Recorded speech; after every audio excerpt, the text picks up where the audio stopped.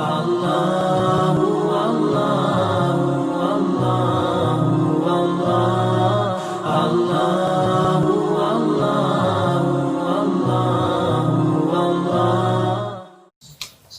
warahmatullahi wabarakatuh.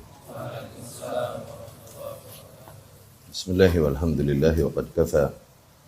Wassalatu wassalamu ala sayyidil Mustafa wa ala alihi wa ashabihi wa man kanu bi atharihi muqtafa, amma ba'd. Ikhwati rahimakumullah.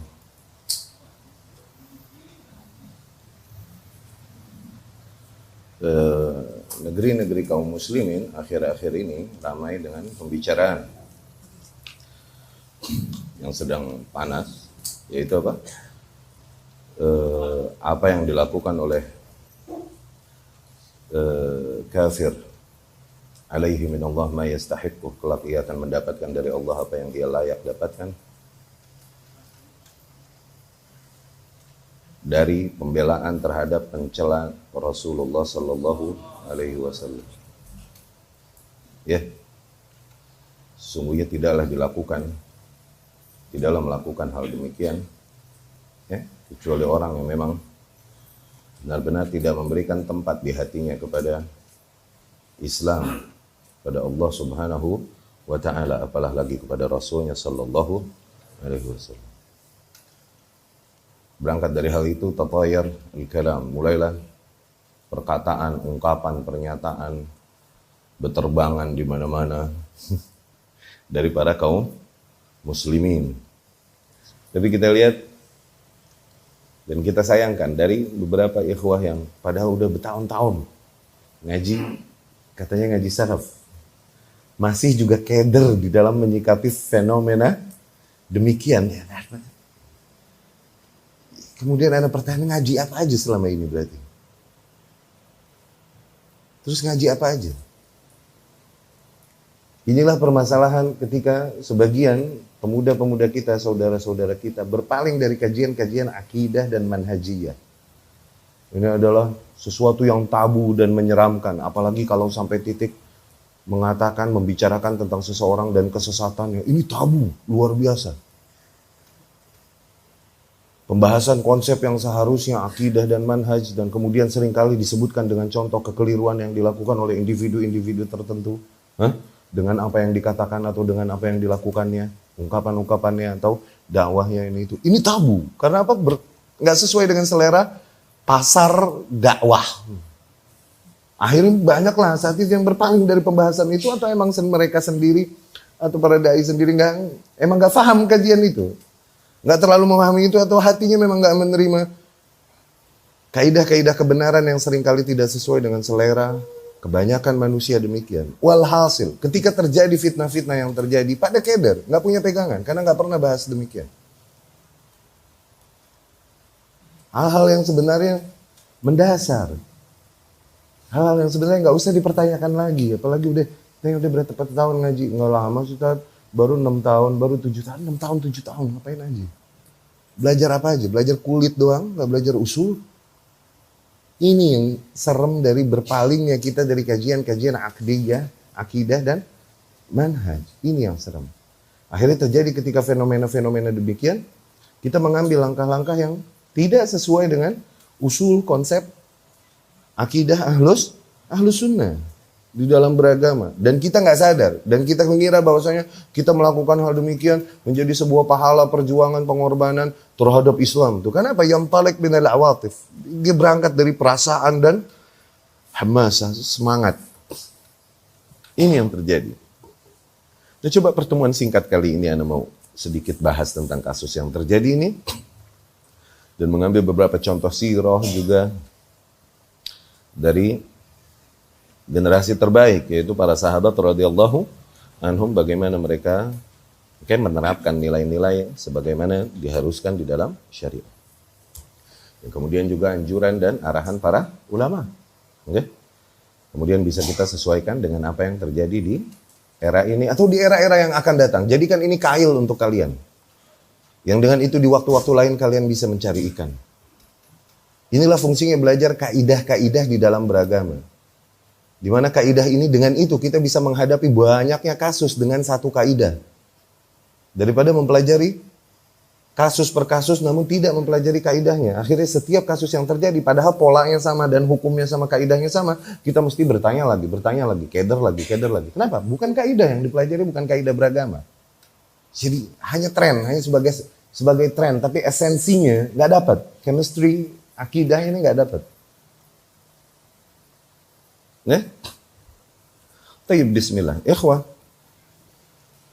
yang pertama, mesti kita ketahui adalah bahwasanya yang merupakan ijma di setiap mazhab bahwa celaan terhadap Rasulullah Shallallahu Alaihi Wasallam adalah kufur mahad, pure kekufuran, pure, murni kekufuran.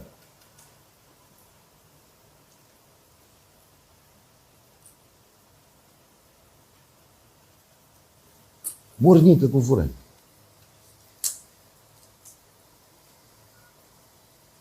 Ya, dan menjadi ijma. Ini disampaikan Syekhul Islam Ibn Taimiyah di kitabnya Sarim al-Mashlul ala Syatimir Rasul. Ya,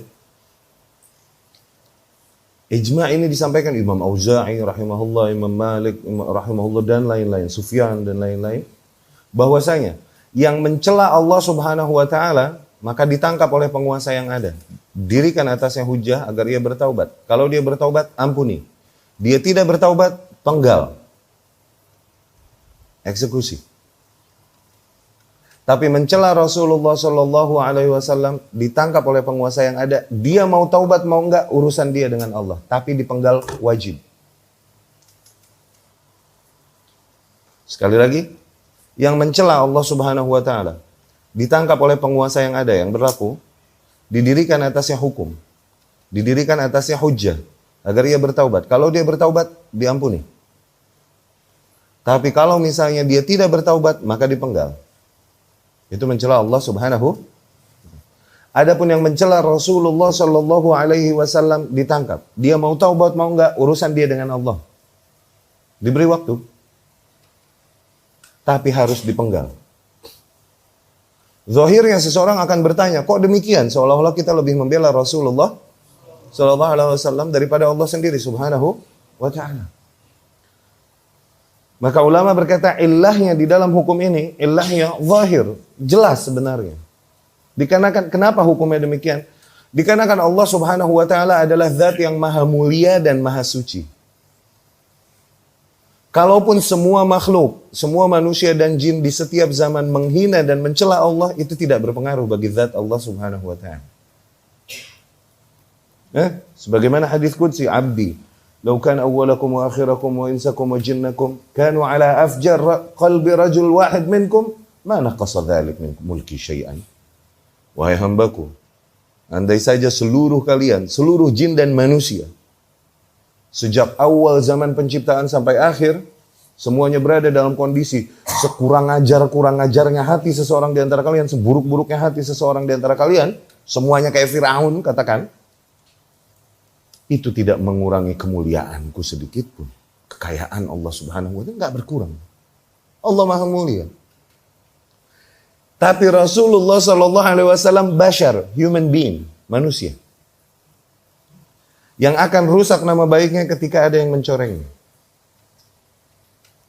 Dan celaan terhadap Rasulullah Sallallahu Alaihi Wasallam adalah celaan terhadap kebenaran yang dibawakan olehnya dari Allah Subhanahu wa Ta'ala.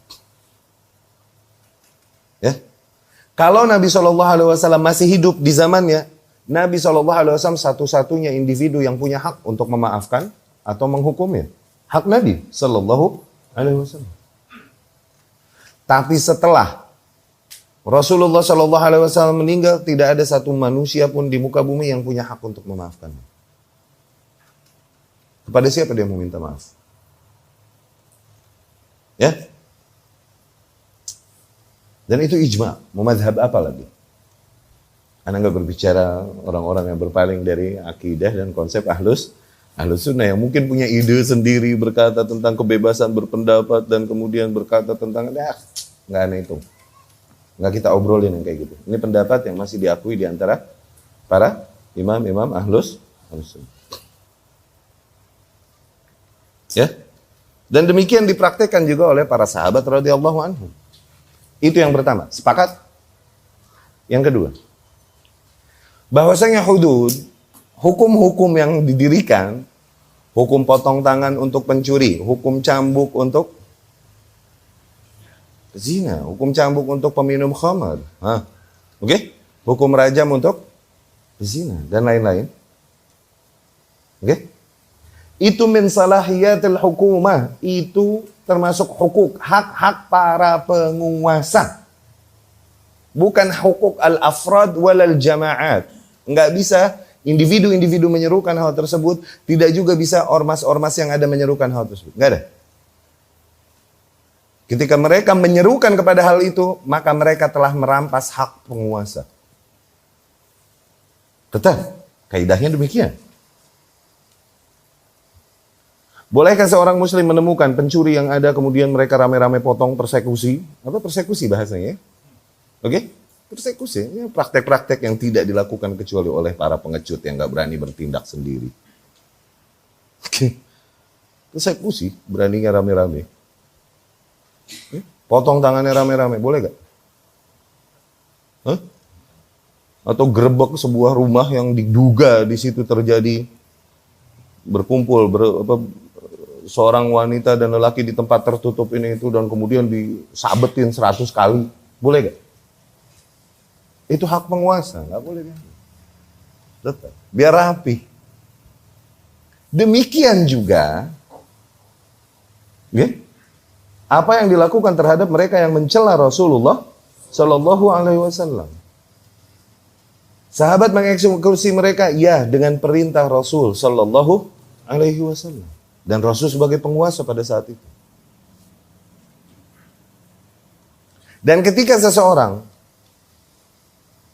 melakukan sesuatu yang bukan haknya, apalagi sampai titik menghilangkan nyawa orang lain, dan itu bukan haknya, maka mau benar mau enggak alasannya apapun, maka dia terkena kewajiban untuk juga dihilangkan nyawanya. Sebagaimana seorang pria yang menemukan istrinya dengan lelaki lain diranjang dan kemudian dia membunuh pria itu. Rasulullah SAW ditanya perkara demikian, Rasul pun berkata, maka yang membunuh dibunuh. Kenapa? Bukan hak nih suami untuk menghilangkan nyawa, hak penguasa tetap. Tuh, segitunya kita diuji.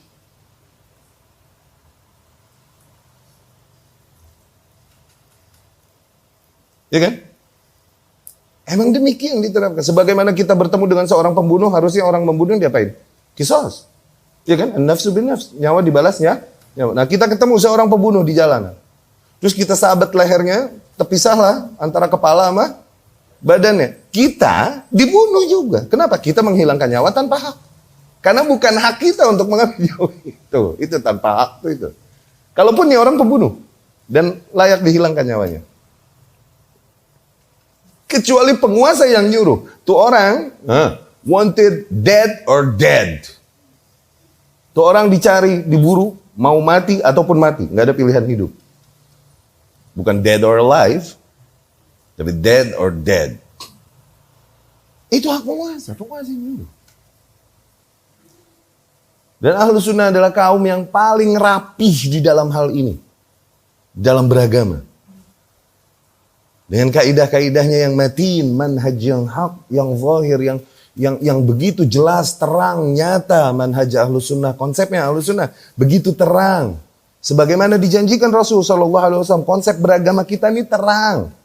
Taraktukum 'alal bayda, lailuha kanahariha. Aku tinggalkan kalian di atas jalur yang putih. Clear, saking terangnya, saking jelasnya, malamnya seperti siangnya. La yazighu anha ba'di illa halik. Tidaklah menyimpang dari jalan yang jelas ini seorang pun sepeninggalku kecuali pasti fix celaka. Karena itu satu-satunya jalan keselamatan. Itu as-siratal mustaqim.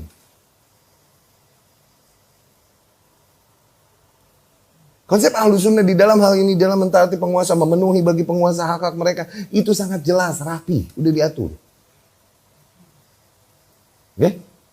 Kok masih dipertanyakan lagi oleh orang-orang yang katanya ngaji udah bertahun-tahun?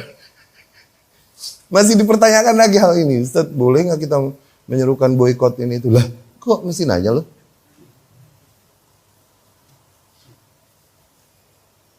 Perkara-perkara besar demikian, itu hak penguasa. Mereka yang mempertimbangkan antara maslahat dan madaratnya. Mereka lebih tahu. Tidak diserahkan kepada perasaan, semangat kita dan lain-lain. Dan setiap orang punya pendapat berbeda, setiap ormas punya pendapat berbeda. Yang lain akhirnya kusut.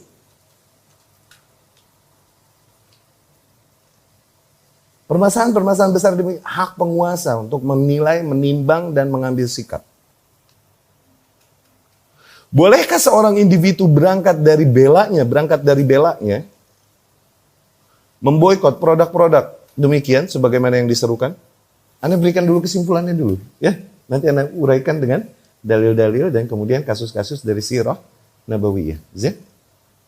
Bolehkah seseorang menyerukan untuk boikot? Boleh gak?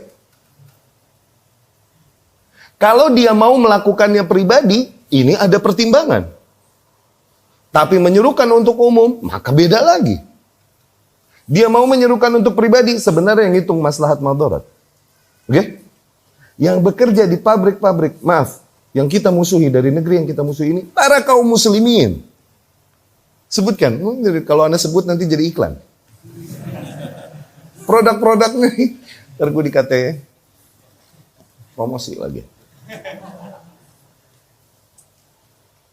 Oke? Produk-produk yang ada, kalau kita sebutkan satu-satu dan gede-gede, itu yang kerja demi Allah, kaum muslimin. Dan yang kerja menafkahi anak istrinya yang juga muslimin. Menjadi pendapatan negeri kaum muslimin. Kalau ditutup ratusan, ribuan kaum muslimin, hilang kerjaannya jadi pengangguran, naik kriminalitas, jadilah madarat. Penguasa mau ke sono, mikirin. Adapun kita mikirnya apa? Medsos baca ngamuk. Lu hidup lu. Santai amat hidup lu, berantakan amat hidup lu, gak punya kaidah hidup lu. Gak ada pikiran panjang apa. Tapi hak tiap individu mau beli barang yang mana, oke gak? Hak individu serah lu udah, itu mah. Cuman kalau mau pikir pakai akal sehat.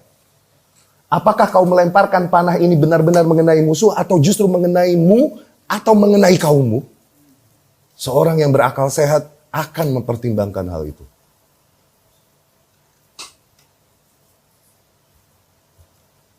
Dan itu bukan hak individu.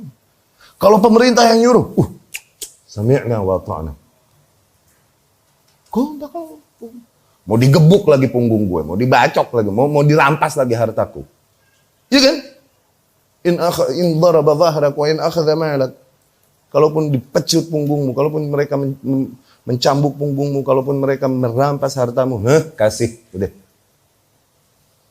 itu kifarat hitungannya. Udah jelas dosa mah dulu nggak kehitung, mumpung begitu, kifarat bagi, kasih punggung kita, kasih harta kita, mumpung dosa dulu kita nggak kehitung, mumpung dapat penguasa zalim, ma'adzallah. Tapi dapat begitu manfaatkan.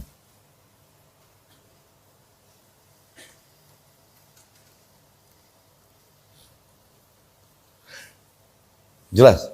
Kalau kita pribadi mau memboikot untuk pribadi, oke gak? Setiap individu punya hak masing-masing dan punya standar akal sehat masing-masing. Zin? Tapi menyeru manusia untuk memboikot, maka ini merampas hak hukum, hak negara. Dan ini juga secara tidak langsung akan bertentangan dengan konsep Ahlus Sunnah. Apa? Akhirnya menebar kebencian, bibit kebencian di hati para masyarakat kepada penguasa. Ketika penguasa berpendapat berbeda. Faham? Tanpa disadari. Tindakan demikian membuat dia terjerumus di dalam kesalahan yang sama seperti yang dilakukan Khawarij Qa'adah. Tahu Khawarij Qa'adah? Seburuk-buruknya Khawarij, kata Ibnu Taimiyah rahimahullah. Bukan Khawarij yang turun ke jalan ngangkat senjata, ini sih jelas. Iya gak? Dengan pimpinan penguasa kita turun dan menghabisi mereka, ini pahala dari Allah Subhanahu wa taala. Kita mati lebih mulia oleh mereka daripada mati oleh kafir. Sebagaimana sabda Rasul sallallahu alaihi wasallam yang banyak kita bahas dalam hal ini, iya kan? Iya kan? Enggak usah viral lagi ya, enggak apa-apa ya. Udah cukup paham lah ya. Oke? Jelas tapi musuh di dunia. Tapi mereka yang menggerakkan pena, menggerakkan lisan, menggerakkan massa tuh untuk membenci penguasa dan memerangi penguasa. Ini jauh lebih berbahaya daripada Khawarij yang turun ke jalan. Siapa? Mereka yang membuat pernyataan-pernyataan yang akhirnya mengarahkan kebencian dan kekecewaan masyarakat kepada penguasa. Sementara mazhab kita adalah sabar menghadapi penguasa, arahkan cinta pada mereka, bukan benci. Dengan banyaknya dalil yang ada dan sering kali kita bahas.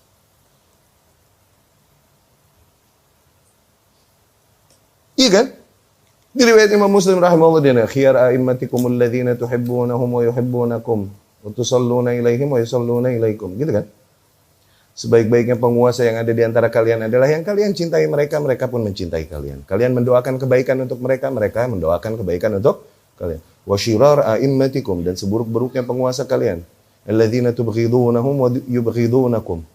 Mereka yang kalian membencinya, mereka pun membenci kalian. Tal'anunahum, yang kalian melaknat-laknatnya. Wa yal'anunakum, dan mereka pun melaknat-laknat kalian. Ketika masyarakat awam tersulut emosinya dengan seruan-seruan boikot dan lain-lain dan udah siap, kemudian keputusan penguasa ternyata tidak memboikot, apa yang terjadi? Apakah masyarakat akan berkata, oh udah deh pemerintah lebih tahu yang baik, semoga Allah subhanahu wa ta'ala bimbing dan enggak sekeren itu masa kita. Pasti langsung jadi pembicaraan di warkop. Aturan kan begini, udah kayak tahuan lo. Maslahat madorot di negeri. Nongkrong di warkop. Aturannya pemerintah itu mana kayak nanti so tahu udah cukup, udah banyak jumlah orang so tahu di muka bumi. Gak usah lo tambahin.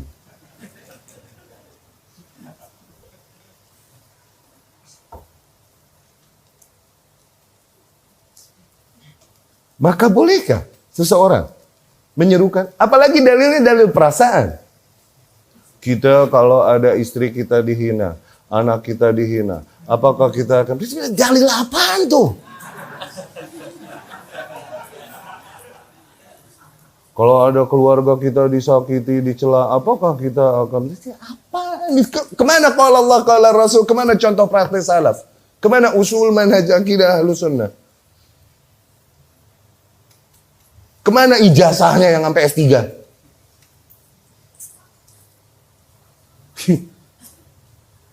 Tuh kesimpulannya.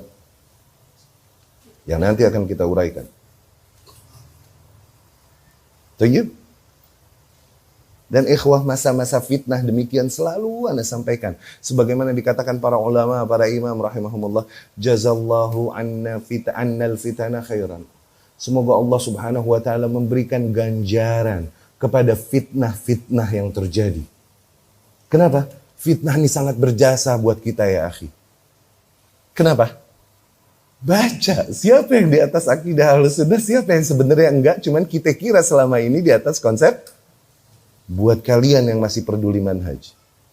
Baik, udah kita ketahui dua usul permasalahan dalam hal ini. Pertama, penghina Rasul seperti apa? Itu satu. Oke, yang kedua, kita penuhi bagi penguasa hak-hak mereka. Kalau mereka tak memenuhi hak kita gimana?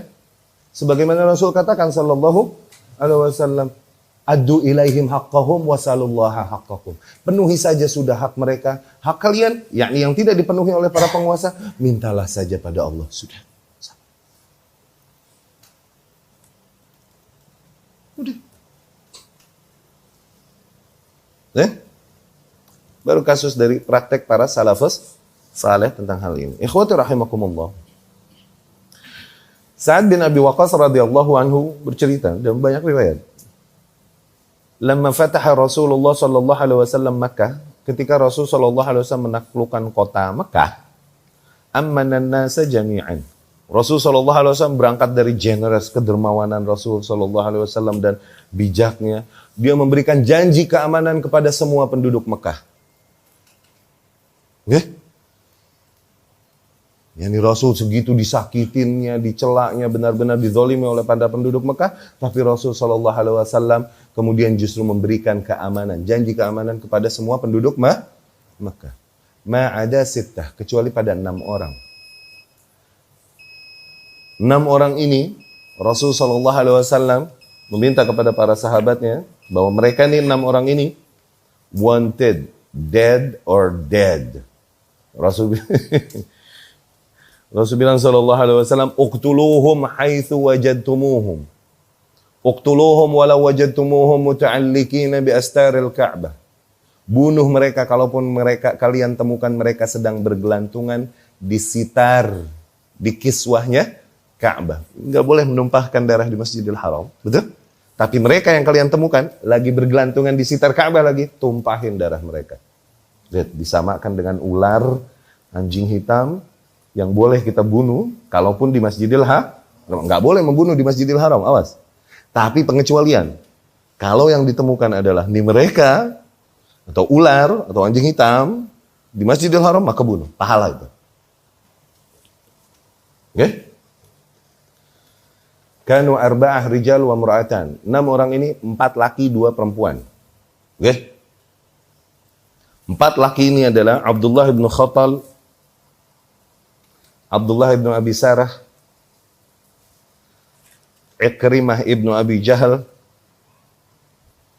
Miqyas ibn Sababah. Abdullah ibn Khattal, Abdullah ibn Abi Sarah, Ikrimah ibn Abi Jahal. Ini anaknya Miqyas ibn Sababah. Jadi 6 orang itu adalah arba'ah rijal wa imra'atan, 4 laki dan 2 wanita. Kita bahas yang 4 lakinya aja. Oke? 4 laki itu Abdullah ibn Khattal, Abdullah ibn Abi Sarah, Ikrimah ibn Abi Jahal, sama Miqyas ibn Sababah. Amma ibn Khattal fa'adrakuhu fi suq faqataluhu. Adapun ibn Khattal, yakni Abdullah ibn Khattal, para sahabat menemukan ia di pasar dan kemudian dibunuh di tempat, di pasar. Oke? Pukul pakai pedang, pukulin. Oke? Amma Miqyas ibn Sababah yajri yata'allaq bi sitaril Ka'bah wa yatarahham. Dia lari kabur. Benar ternyata lari menuju Ka'bah dan bergelantungan di sitar Ka'bah. Tuh lihat, Nabi ngomong gitu kan sebelumnya. Sallallahu alaihi wasallam. Yatarahham, minta rahmat kaum muslimin, ya ma'asyaral muslimin. Wahai sekalian muslim, jangan bunuh aku. Aku di rumah Allah, tempat suci, ini tempat haram. Haram suci artinya. Tapi nggak ada urusan. Oke? Ammar bin Yasir radhiyallahu anhu lari, juga Sa'id bin Harith lari menghampirinya dengan pedangnya, tapi Sa'id bin Harith lebih muda. Dan akhirnya dia yang hajar duluan, jeder di tembok Ka'bah, mati di tempat. Ini mereka nih para pencela dan penghina Rasul sallallahu alaihi wasallam. Ya.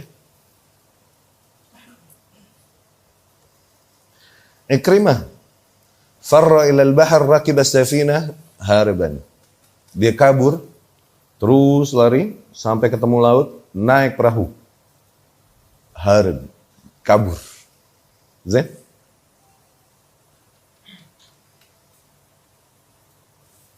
Adapun Abdullah ibn Abi Sarah ikhtaba 'inda akhihi fi ar-radha'ah Uthman bin Affan.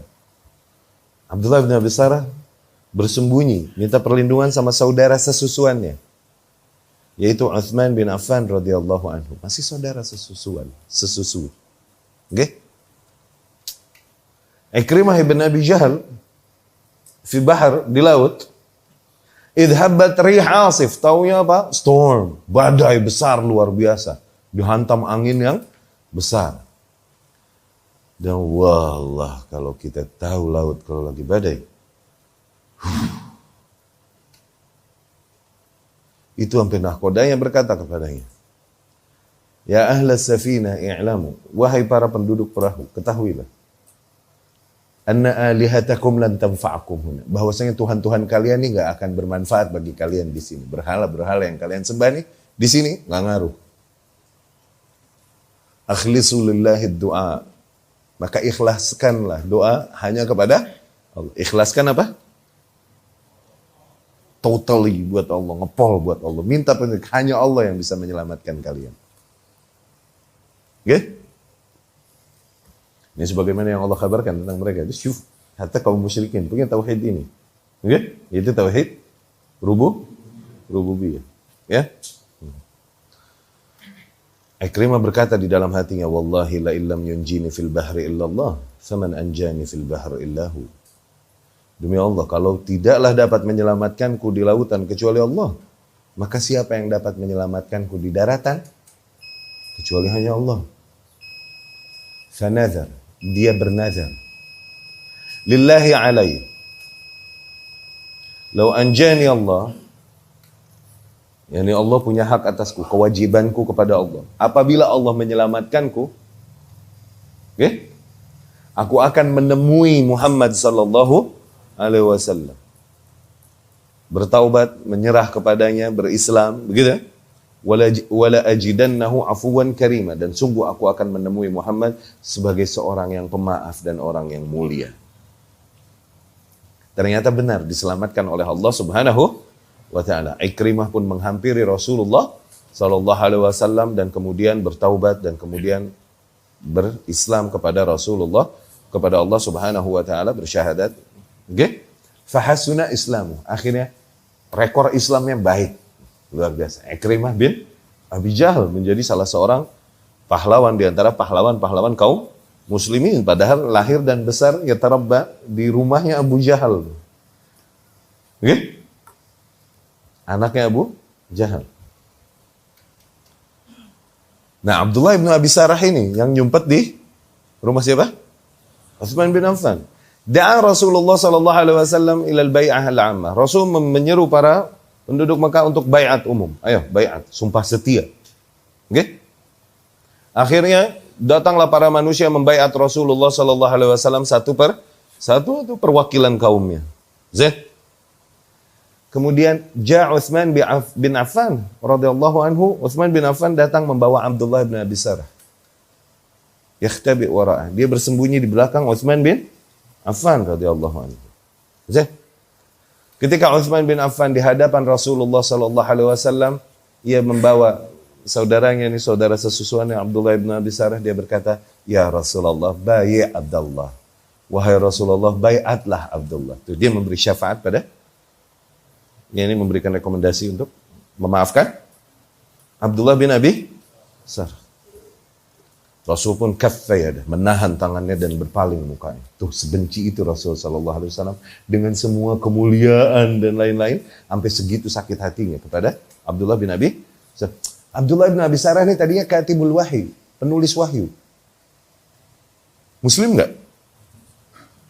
Terus terkena fitnah bersama beberapa penulis wahyu, tergoda sama godaan raja-raja Romawi dengan harta dan lain-lain, murtad.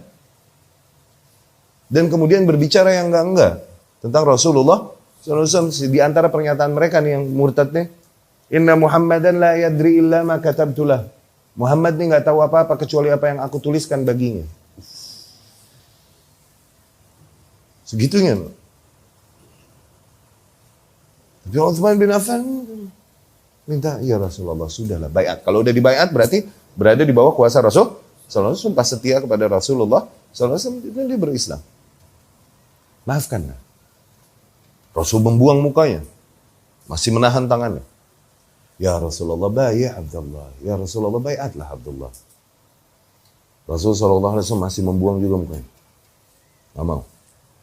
Fabaya'ahu ba'da thalath. Akhirnya Rasul pun sallallahu alaihi wasallam mau membaiatnya setelah 3 kali dibujuk sama Utsman bin Affan radhiyallahu. Zain.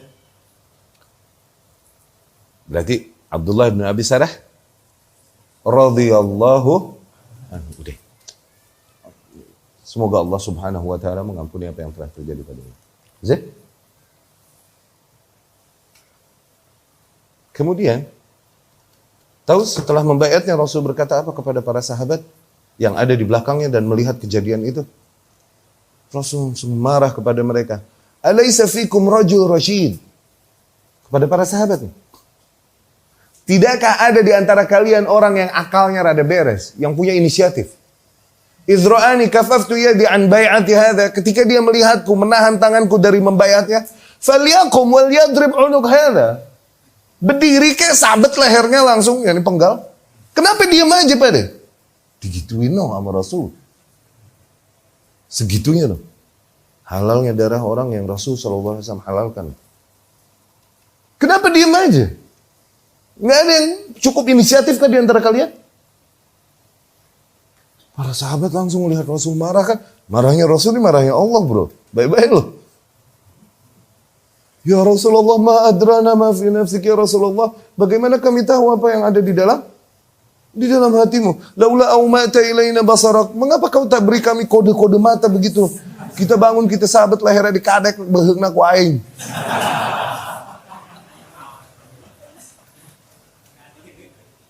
Iya kan?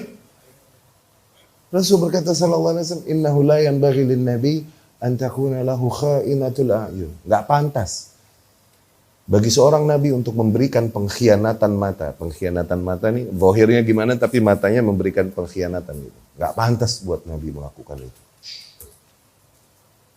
Segitunya mencela Rasulullah sallallahu alaihi wasallam. Riwayat Ibnu Abbas radhiyallahu anhu. Nggih? Annahum wajadu imra'ah mayyitah. Suatu hari mereka menemukan seorang mayit wanita di Madinah. Nggih?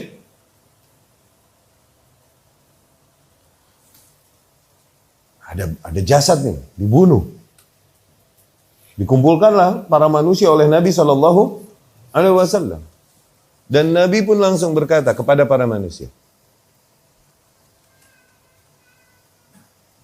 siapa yang membunuh wanita ini, segera berdiri dan mengaku. Ayo, mau bohong lo sama Rasul? Wahyu turun.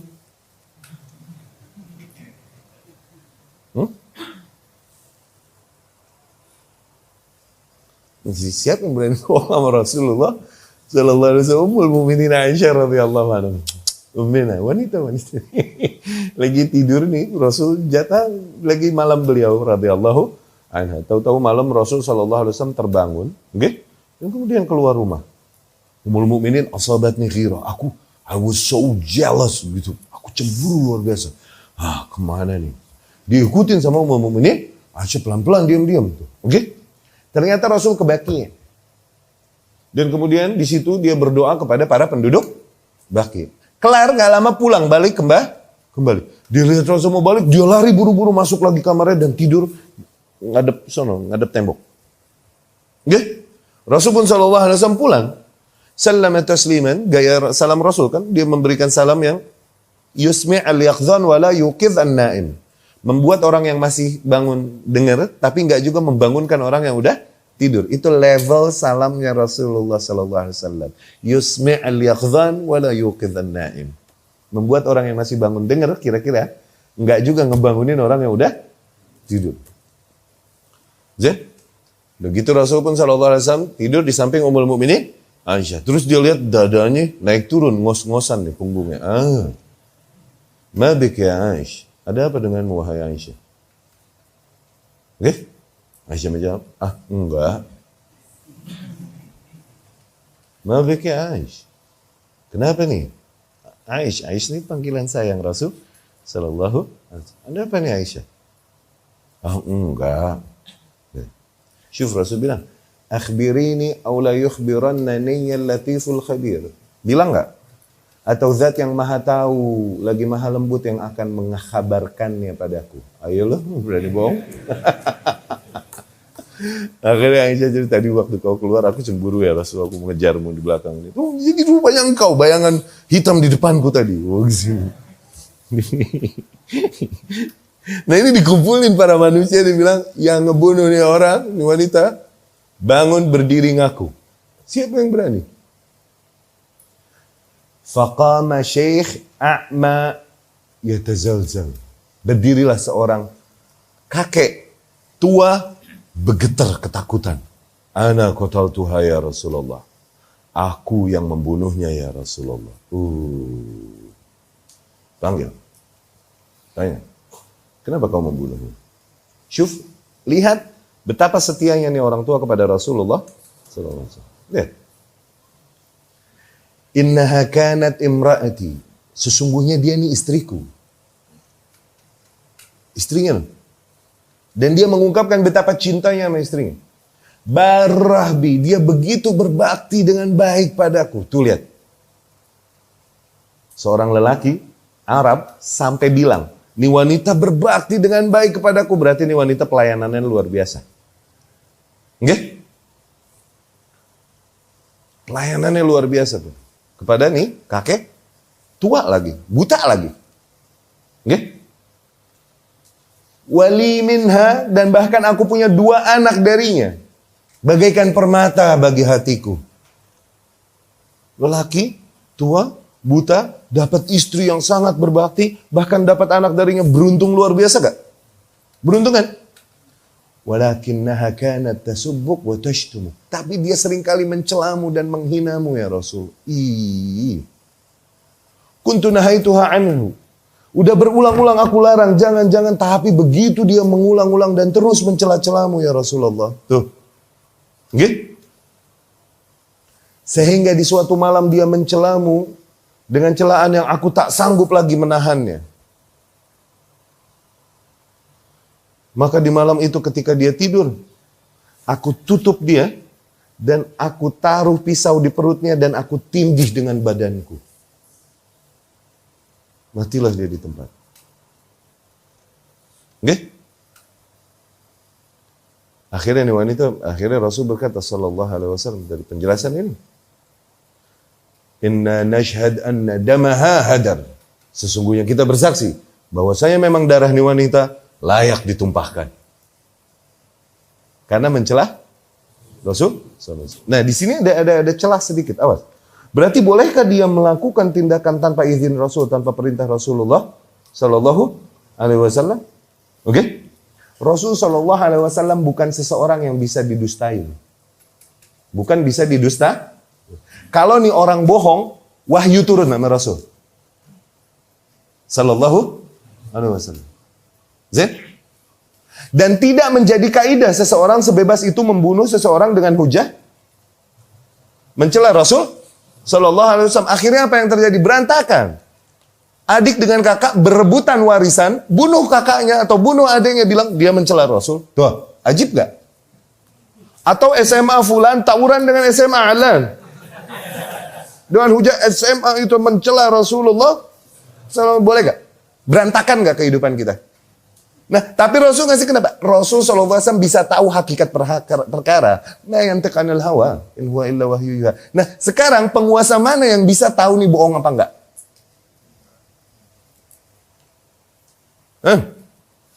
Bener nggak nih? Karena mencela Rasul SAW, atau lagi berebutan warisan, atau utang yang nggak dibayar? Nggak bisa jadi kaidah hal itu. Karena sebagian menggunakan hujah ini. Membolehkan seseorang membunuh tanpa perintah dari penguasa. Nggak bisa. Ini speciality yang ada pada Rasulullah sallallahu alaihi wasallam. Kenapa? Lihat hadis-hadis lain di mana praktek sahabat tidaklah membunuh kecuali diperintah Rasul sallallahu alaihi wasallam, tidaklah bergerak berperang kecuali dengan komando Rasul sallallahu alaihi wasallam. Apakah Ammar bin Yasir yang melihat ayahnya dan ibunya dibunuh Abu Jahal, Abu Lahab and the gang? Ya kan? Yasir radhiyallahu anhu sama Sumayyah radhiyallahu anha di depan matanya. Okay? Apakah ia mengangkat senjata dan kemudian memerangi Abu Jahal, Abu Lahab tanpa sendiri atau dengan komando? Nunggu komando Rasulullah sallallahu alaihi wasallam. Ayo.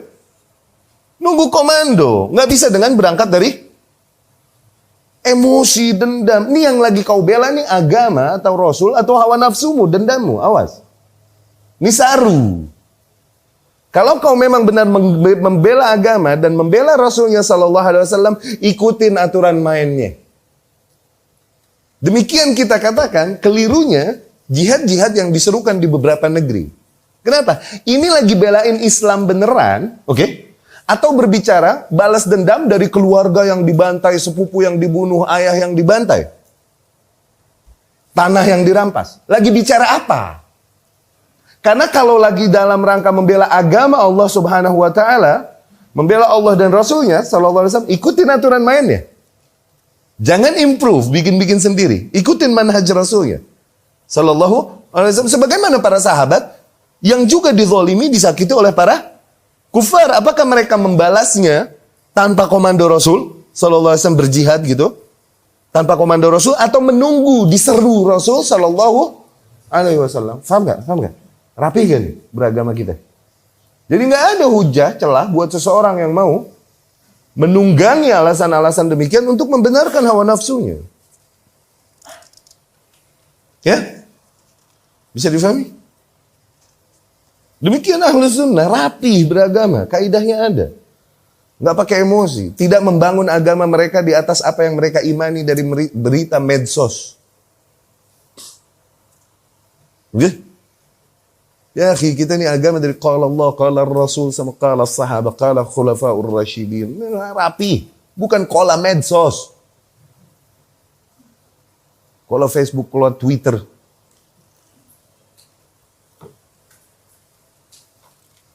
Dapat difahami itu ya? Tapi semakin kita terarahkan faham kita di dalam mengarahkan gerakan atau tindakan-tindakan kita, kalau husnudzon, kita husnudzon kepada para kaum muslimin. Mereka ini membela Rasul dan berangkat dari cinta sayang kepada Rasulullah SAW. Husnudzon enggak? Oke lah, kita dahulukan husnudzon kepada para kaum muslimin. Oke? Tapi untuk membenarkan sebuah tindakan, tidaklah berangkat dari perasaan. Tapi dengan kaidah-kaidah beragama yang udah rapih diatur. Disampaikan oleh Rasulullah Sallallahu Alaihi Wasallam dan disampaikan oleh murid-muridnya generasi terbaik. Tidak berangkat dari perasaan yang kita hitung dia tulus atau enggak. Wallahu alam, isi hati manusia Allah yang tahu enggak? Ya enggak? Cuman kita husnudzon dia, niatnya tulus bela Rasul Sallallahu Alaihi Wasallam. Berangkat dari enggak terima, marah, Rasul dihina Sallallahu Alaihi Wasallam. Ya? Dan demikian juga di dalam perkara-perkara besar yang kaitannya dengan negara, hubungan dengan negara lain, dan lain-lain. Tidak boleh seseorang bertindak sendiri atau ormas bertindak sendiri tanpa perintah dari penguasa. Kalaupun hal tersebut terasa sangat membuat kita hina dan kalah. Tapi itu keputusan yang diambil penguasa, maka taati, kompak. Kalaupun itu terasa menghinakan Islam dan kaum muslimin. Pertimbangannya bukan pada perasaanmu.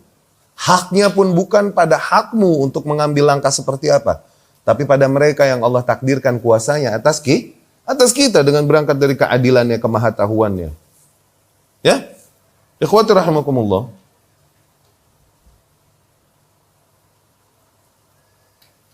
Pernah kita sampaikan, diriwayatkan Abdul Razak rahimahullah di dalam musannafnya.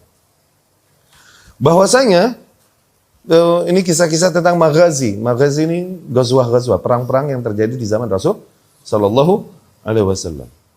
Ketika perang Ahzab nih kabilah-kabilah yang ada, oke, semuanya bersatu padu mengepung Madinah, mau menghabisi Islam sampai akarnya. 10.000 pasukan yang mengepung Madinah pada saat itu.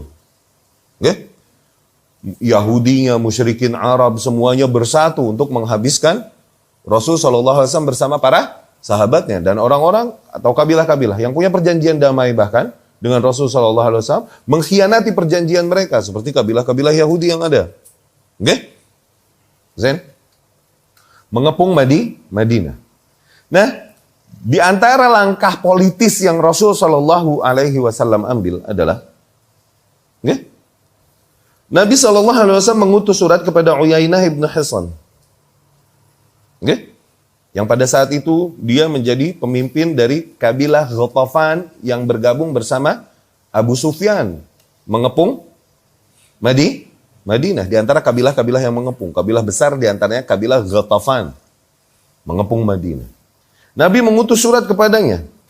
Nabi berkata, sallallahu alaihi wasallam, "Ara'aita in ja'altu laka thuluth thamar al-Madinah?" Bagaimana menurutmu apabila aku setorkan padamu sepertiga hasil panen kota Madinah? Okay?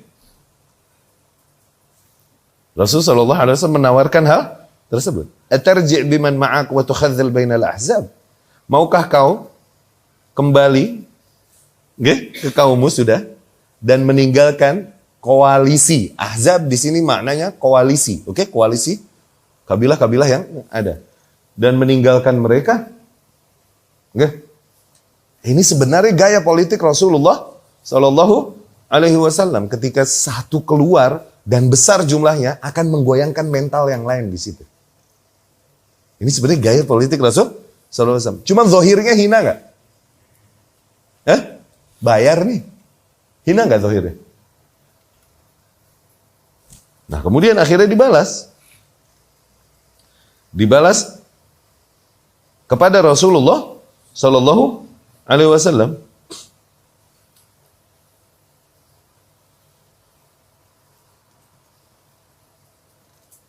Dibalas kepada Rasulullah Shallallahu Alaihi Wasallam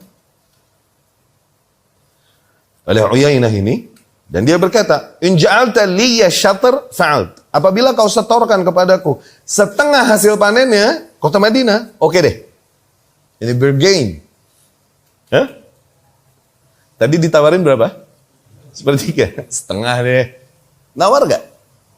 Nawar. Wa illa malla'tuha 'alaika rijalan wa khailan.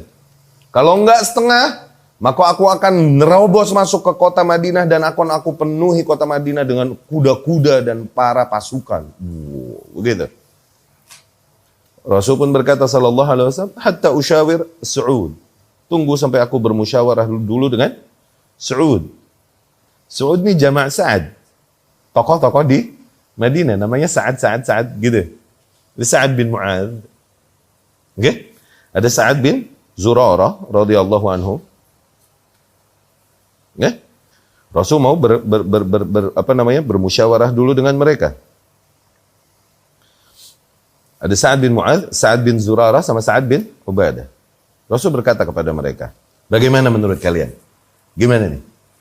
Sa'ad bin Mu'adz pun berkata radhiyallahu anhu, Sa'ad bin Mu'adz ini Siddiq al-Ansar. Okay? Siddiq al-Ansar sebagaimana Abu Bakar, Siddiq al-Muhajirin itu. Sa'ad bin Mu'adz yang meninggalnya harus bergetar itu. Sa'ad bin Mu'adz. Okay? Islamnya cuma 6 tahun. Dari dia Islam sampai meninggal cuma 6 tahun. Okay? Tapi dia meninggal, arsy bergetar. 6 tahun, rekornya kayak apa? Sekarang udah berapa tahun Islam ente? Yang bergetar apa? Islam kita ini, di 36 tahun kita ini, hanya 36. Nawar, 37 kemarin lewat. Iya. Gak ada yang bergetar. Ya? Radhiyallahu anhum. Sa'ad bin Mu'adz lihat gambaran keyakinan dan sami'na wa ta'na mereka kepada Rasul sallallahu alaihi wasallam sebagai rasul dan kepada pemimpin. Ya Rasulullah, in kan hadza amran minas sama fataslimun li amrillah. Ya Rasulullah, apabila ide ini ya Rasulullah adalah perintah dari langit, maka kami menerima perintah Allah ya Rasul. Wa in kan bi ra'yik wa hawak, tapi apabila ide ini adalah pendapatmu, idemu dan keinginanmu, fattaba'na ra'yak wa hawak, maka bagaimanapun kami akan ikuti apapun yang kau inginkan ya Rasul. Walakin lain lam yakun amran minas sama, tapi kalau bukan ini perintah dari langit, wala bi ra'yik wa hawak, bukan juga ini keinginanmu dan idemu, maka ma kunna, tidaklah dulu di zaman jahiliyah, tidaklah dulu kita menyerahkan kepada mereka kabilah Ghatafan busrah wala tamar, sebiji korma mentah atau korma matang pun enggak kita setorin kepada mereka. Mereka yang Ghatafan sama kaum Madinah ini banyak perang juga, tapi enggak pernah bisa nembus kota Madinah. Enggak mau kita setorin sama mereka hasil panen kita, kalaupun cuma sebiji. Illa kiran, kecuali sebagai bentuk kira, hidangan tamu. Atau syira, atau jual beli memang. Dulu di zaman kami masih musyrik ya Rasul. Nggak mau kita setorin sebiji korma pun kepada mereka. Apalah lagi sekarang setelah Islam ya Rasul. Faham? Betapa mereka tundukkan semua egonya, perasaannya, semangatnya, ya kan? Emosinya, dan mengedepankan apa? Sami'na wa ta'na. Rasulullah SAW berkata, atasma. Nah, kau lihat itu. Kepada utusannya dari kabilah Ghatafan. Nah, dari sini Ibnu Qudamah rahimahullah dan lain-lain berkata, beristidlal. bolehnya membayar sejumlah uang kepada musuh demi menjaga maslahat kaum muslimin. Kalaupun di situ terdapat ihanah, zahirnya penghinaan kepada kaum muslimin. Oke? Dan itu dilakukan apabila penguasa yang ada melihat pertimbangan maslahat dan madarat. Apabila dilakukan demikian madarat yang lebih besar, dia melakukan hal lain demi menjaga maslahat bagi kaumnya. Itu hak penguasa. Permasalahan besar demikian nih. Oke? Bukan lagi masalah ngomongin adatnya apa ya, bukan. Bukan lagi ngomongin masalah tabiat gimana, enggak. Pertimbangan maslahat dan madarat. Kalaupun zahirnya ihanah, kehinaan. Bahkan Muawiyah bin Abi Sufyan dulu bayar sama Malik Rum, sama Raja Romawi, supaya apa? Supaya nggak macem-macem dan jangan nyerang perbatasan Syam. Syam ini kan berbatasan sama Romawi. Tadinya dikuasai Romawi kan, dihajar sama kaum muslimin. Dan kemudian Muawiyah bin Abi Sufyan radhiyallahu anhu lagi ribet nih. Nggak sempat mempertahankan pasukannya. Perbatasan. Dia bayar 100.000 dinar.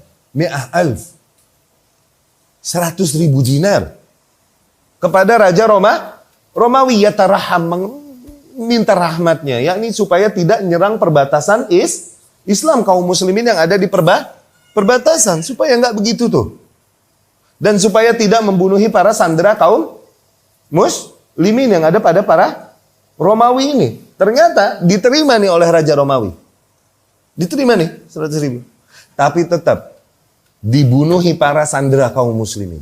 Tuh. Muawiyah mengetahui hal itu, justru sandera kaum Romawi yang ada padanya malah dilepasin sama Muawiyah. Nggak dibalas. Kata dia, wafa'an biwa'din khairun. Wafa'an bi ghudrin khairun min ghudrin bi ghudr.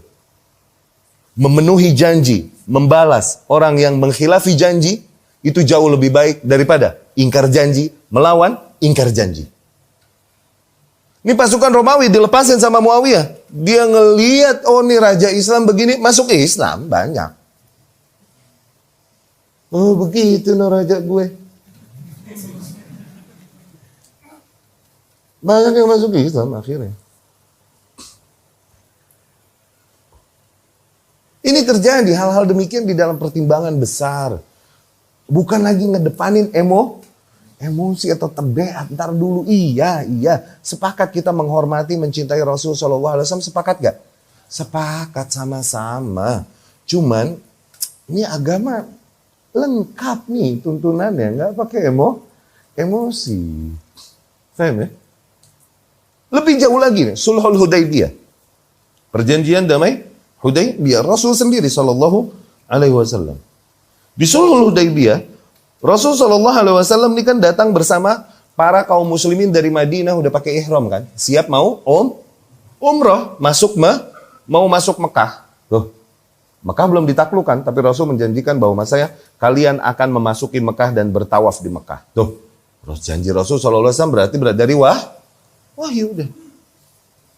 Berangkat ternyata dilarang para kaum muslimin ini untuk masuk Mekah. Rasul sudah menyampaikan, inna lam na'ti liqitalikum, sesungguhnya kita tidak datang untuk memerangi kalian. Udah kalah mulu nih. Di dalam peperangan kan sijal, ntar kalah, ntar menang, ntar kalah, ntar menang. Tapi ketika udah mulai kalah mulu, dan banyak kabilah-kabilah yang janji setia bergabung bersama barisan kaum muslimin bersama Rasul di Madinah, makin terdesaklah para penduduk Mekah nih, Quraisy Mekah. Pede lah Rasul SAW maju untuk membawa kaum muslimin mau tawaf di Ka'bah gitu. Tapi masih dilarang sama musyrikin Quraisy. Ya, kita tidak datang untuk berperang, kita hanya datang untuk bertawaf di sana. Dilarang sama musyrikin Quraisy, akhirnya terjadilah tawar-menawar dulu. Nah, ini perjanjian akhirnya yang sampai titik menyepakati Sulhul Hudaybiyah, perjanjian damai di Hudaybiyah dengan Mekah nih berjarak. Belum sampai Mekah Rasul sallallahu alaihi wasallam. Oke?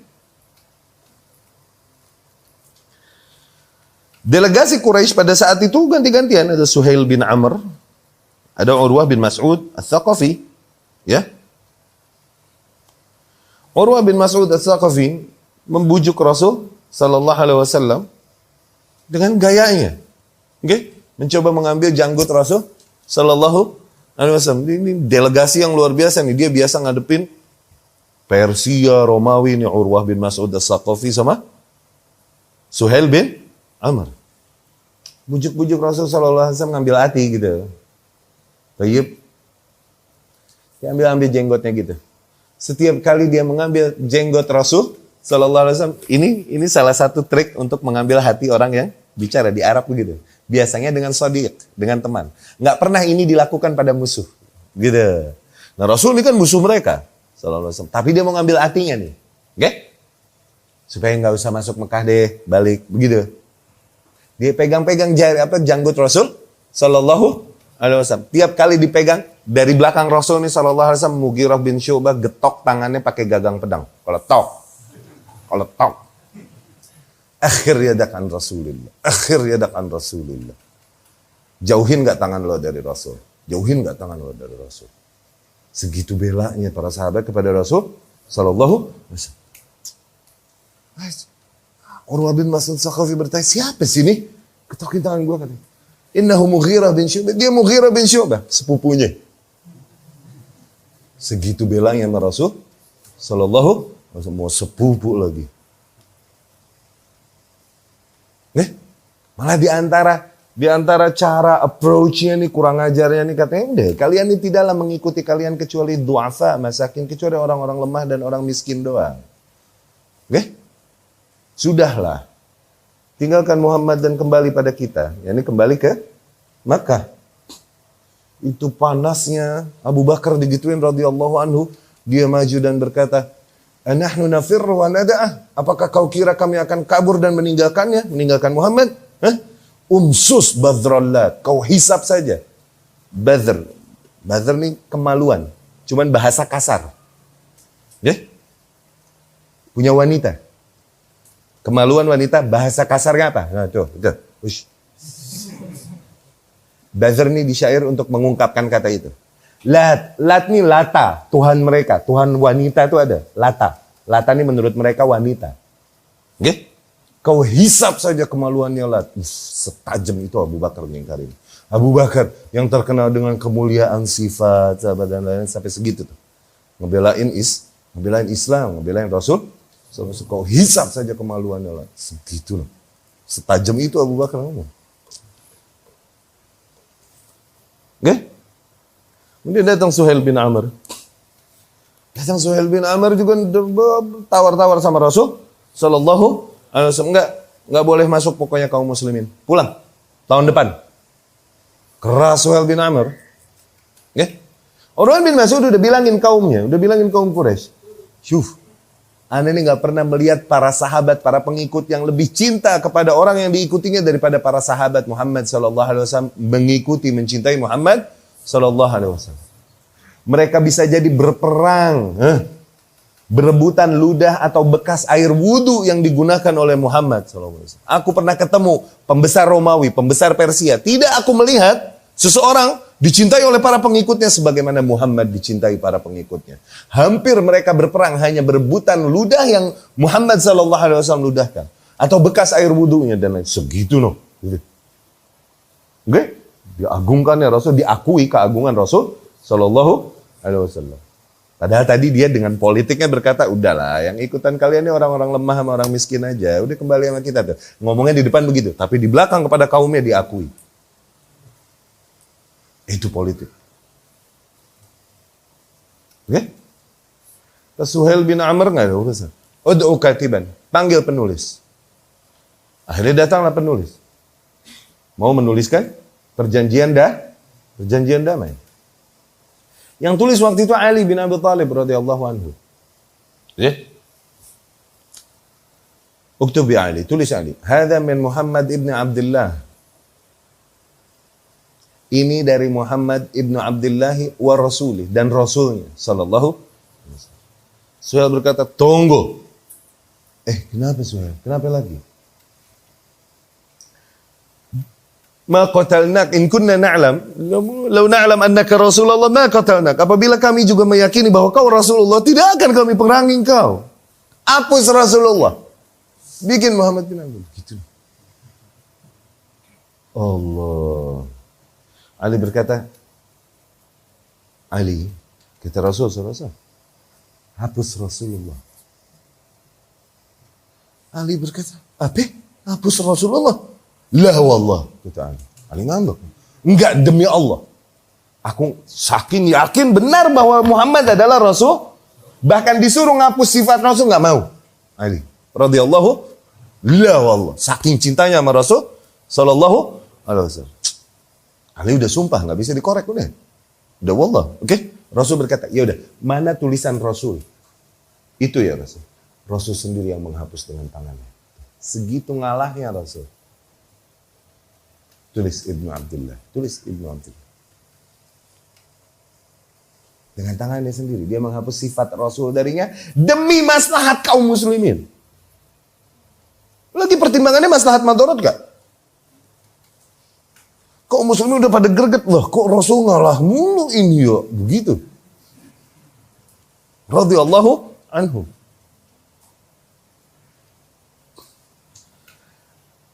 Di antara bunud, di antara poin-poin perjanjian, Zen, perhatikan betapa diujinya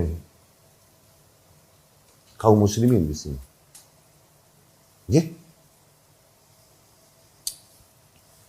Apabila ada seorang muslim dari Mekah lari masuk Madinah, okay, menyelamatkan diri dan agamanya kan, hijrah ke Madinah, maka kembalikan kepada kita.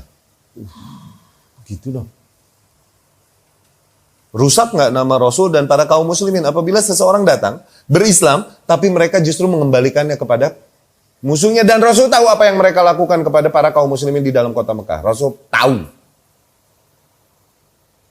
Akhirnya akan merusak nama baik Rasul dan para kaum muslimin. Ya, jagonya dia mengambil sebuah perjanjian yang akan merusak nama baik dia. Nggak setia kawan, nggak setia kepada pengikut dan lain-lain. Gitu. Kalau ada yang datang dari Mekah, muslim, maka wajib mengembalikannya ke Madinah. Allah. Nggak lama, tahu-tahu nih, Abu Jandal, Abu Suhail, datang. Datang dengan kaki yang terbelenggu rantai, oke, dan tangan yang terikat. Abu Jandal nih anaknya Suhail bin Amr, yang pada saat itu delegasi kaum Quraisy kepada Rasul Sallallahu Alaihi Wasallam. Diikat dia, disiksa karena keislamannya di dalam Mekah. Tapi ketika para Quraisy sibuk dengan kedatangan kaum muslimin, oke, meleng mereka dari penjagaan Abu Jandal lari. Berhasil melarikan diri dan kemudian menyeret kaki, susah dari Mekah menuju Hudaybiyah dalam kondisi tangan terikat. Pakai kuda susah. Ini dalam kondisi tangan terikat dan kaki masih terikat bundel untuk sebagaimana seorang tahanan yang bisa. Sampai sana dengan tubuh terluka-luka, dia lemparkan dirinya kepada kaum muslimin dan berkata, tolong aku wahai para saudaraku, begitulah. Suhail bin Amr ngelihat, anak dia nih kan, Abu Jandal nih anak dia, kabur. Nah, itu pertama, balikin sama kita. Faham gak? Nah, itu dia tuh, balikin gak? Kata Rasulullah SAW, inna lam naqdil kitaba ba'd. Kan belum ditulis juga belum. Rasul nawar syuf, Rasul ya taraham, Rasul minta rahmat, minta kesian. Enggak. Wa illa la yakuna laha sulh, la nasul. Kalau enggak gitu kita enggak mau ada perjanjian damai sama sekali. Sekeras itu Suhail. Rasul masih nawar lagi. Lah. Aujizhuli. Udahlah biar, untuk aku, biarkanlah dia masuk. Kasihan. Mana Nabi mujiz? Enggak ada urusan. Aku tak mau memberikan. Padahal abaknya nih. Suhail bin Amr ini bapaknya Abu Jandal. Bal innaka fa'il. Enggak, ente bisa ngasih buahnya. La, mana bifa'il? Enggak, ana enggak mau ngasih. Syuf Umar ini gregetan radhiyallahu anhu. Kita ini nggak lebih gregetan daripada para sahabat radhiyallahu anhum di dalam membela Islam dan kehormatan kaum muslimin. Ini ujian nggak? Ujian banget nggak? Akhirnya Rasul mengalah dan membiarkan Abu Jandal diambil lagi. Tuh, sama kaum musyrikin. Tuh, lihat. Abu Jandal berkata, ya ma'syaral muslimin, Ji'tukum musliman, wahai sekalian kaum muslimin, apa ini yang aku lihat? Aku datang kepada kalian sebagai seorang muslim, yakni saudara kalian. Aurad, apakah aku dikembalikan kepada musuh kalian? Mereka cuma bisa diam nunduk, nggak bisa ngomong apa-apa. Diuji nggak? Karena keputusan Rasulullah Sallallahu Alaihi Wasallam. Kalau bukan karena sami'na wa ta'na, kesel nggak? Lihat. Karena keputusan yang diambil sangat tidak bersesuaian pasti dengan emosi yang kemudian dengan semangat, dengan apa? Pride. Pasti begitu gak? Pasti itu gak? Tapi diuji mereka mesti taat kompak, terima keputusan Rasul. Selama kan lil mu'minin wal mu'minah idza qadallahu wa rasuluhu amran ay yakuna lahumul khiyara min amri. Enggak pantas seorang mukmin lelaki, mukmin wanita apabila Rasul telah menentukan sebuah perkara, oke? Dia pilih option lain. Enggak pantas, enggak boleh. Enggak nahan ngelihat begitu. Saudaranya udah mau masuk terus dibalikin ke musuhnya. Kalau enggak kuat-kuat amat akidah keimanannya kepada Allah dan Rasulnya, kebayang enggak apa yang terjadi?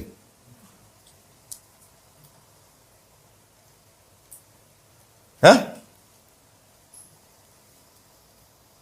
Kalau enggak karena kuat, akarnya tertancap dalam, kebayang nggak apa yang fitnah nggak ini? Ujian Allah buat kaum muslimin pada saat itu.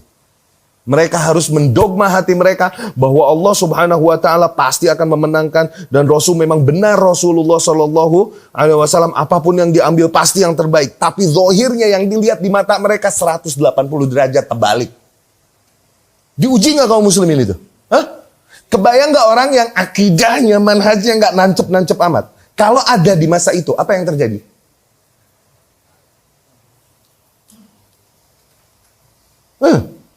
Kayak mereka yang pagi-pagi tahu-tahu dengar Rasul bilang, Sallallahu Alaihi Wasallam, semalam Anda diajak Jibril alaihissalam dari Masjidil Haram ke Masjidil Aqsa. Terus ke Sidratul Muntaha, langit 1 ketemu fulan, langit 2, langit 3, ke Sidratul Muntaha, balik lagi ketemu Musa alaihissalam, balik lagi ke Allah sampai 5 jumlah salat, pulang lagi. Yang baru masuk Islam ketemu Rasul ngomong gitu pagi-pagi. Apa yang terjadi? Kalau nggak nancep-nancep amat akidahnya. Abu Bakar dengar Rasul ngomong gitu Sallallahu Alaihi Wasallam dan diadukan. La tara sahibak. Tidakkah kau lihat sahibmu? Yaz'am, dia ngaku-ngaku katanya diajak Jibril datang jalan semalam dari Masjidil Aqsa ke Masjidil Haram ke Aqsa. Ini ontak 2 bulan nih bro. Ontak 2 bulan nih.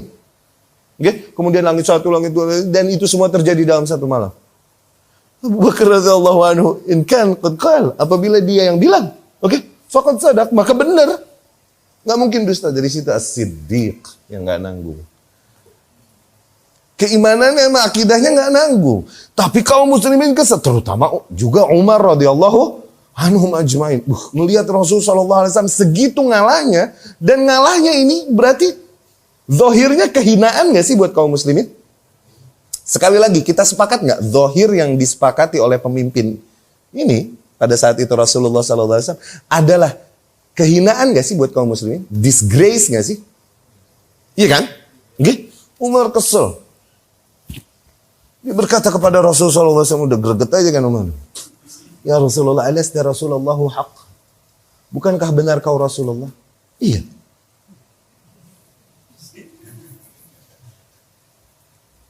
Bukankah Allah akan memenangkanmu? Memenangkan kita ini? Iya. Alasna alal haq wa haula alal batil. Bukankah kita yang di atas hak dan mereka di atas batilan ya Rasulullah? Iya. Falima nu'tid daniyata fi dinina. Lalu mengapa kita berikan kehinaan pada agama kita? Ya, ini dengan sikap dan keputusan yang kau ambil. Bingung Rasul mau jelasin ini bingung. Udah pakai dogma aja. Akhirnya Rasul menjawab ya dengan akidah, dengan dogma. Demi Allah aku Rasulullah, dan demi Allah innahu lanasiri, pasti Allah akan memenangkanku. Udah dogma itu aja. Bingung ngejelasinnya, bingung nih. Oke? Malah lagi ribet ngadepin delegasi Quraisy. Iya gak?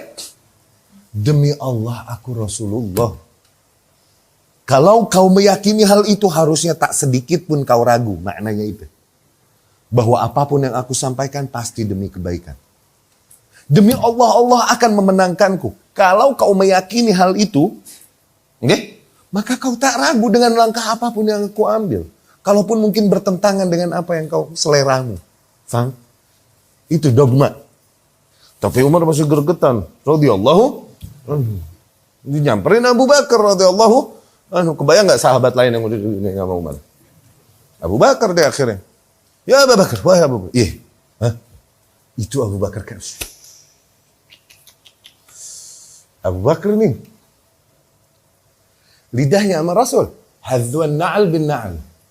Ini sebatas sendal sama sendal aja. Hatinya hati Rasul sallallahu alaihi wasallam. Lidahnya lidah Rasul. Enggak pakai sedikit pun ragu.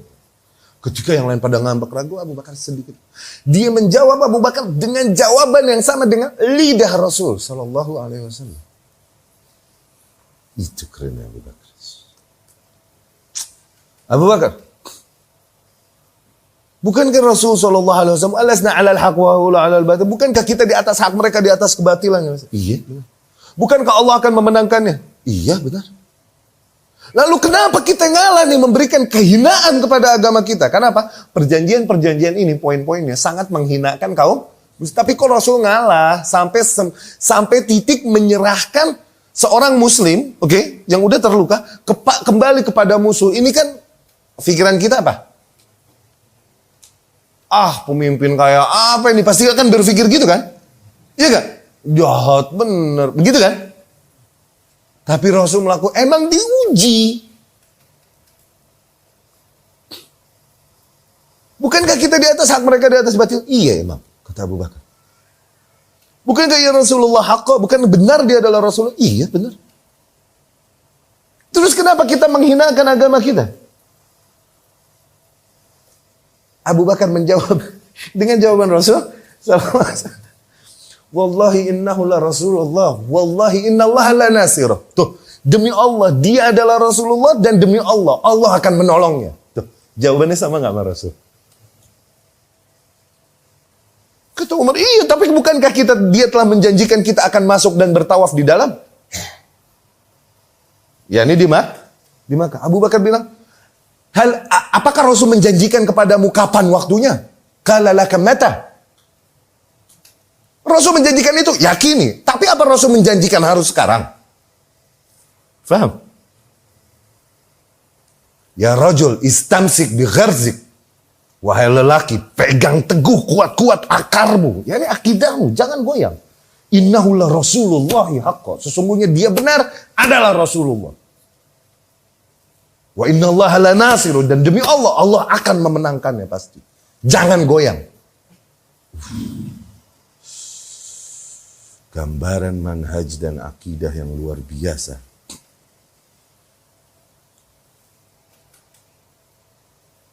Tidak kayak Ibnu Mas'ud radhiyallahu anhu bilang, masa bakana Abu Bakar? Abu Bakar ini tidak mengalahkan kita bi kathratis salah wala siyam, bukan karena banyaknya sholat dia, banyaknya puasa, banyaknya zakat. Bukan, Abu Bakar ngalahin kita, bukan pakai begituan. Enggak. Walakin bi syai'in waqar fil qalb. Abu Bakar ngalahin kita dengan sesuatu yang tertancap dalam di hatinya. Apa? Akidah. Keyakinan yang enggak nanggung. Keuji. Banyak masa fitnah gak goyang ketika yang lain goyang. Tuh lihat, yang Anda mau sampaikan dengan munasabah kita kali ini. Yep, cerita ini panjang. Maksudnya, kita mau ngomongin Sulhul Hudaybiyah dari A sampai Z itu perlu satu kali ta'lim mungkin sendiri. Cuma dengan munasabah ini.